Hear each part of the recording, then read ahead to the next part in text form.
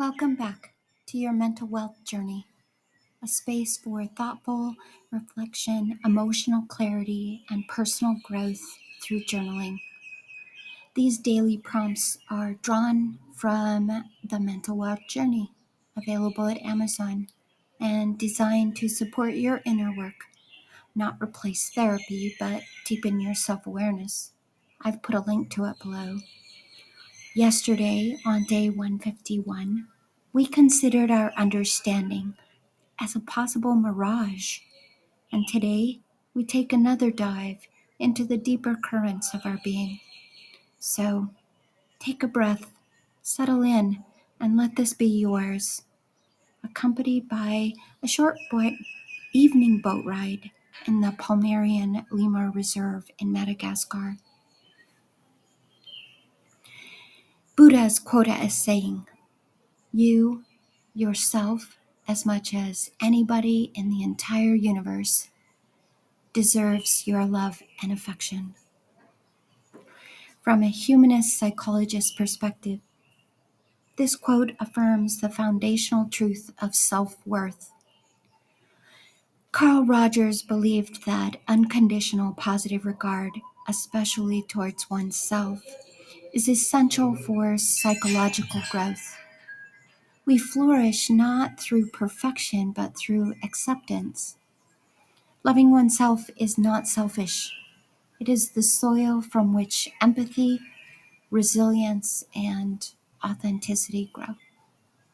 Existential philosophers echo this with quiet urgency. Life demands that we confront our aloneness, our freedom, and our responsibility.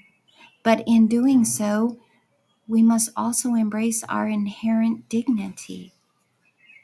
Rollo wrote that the courage to be begins with affirming our existence, not as a problem to be solved, but as a presence to be honored.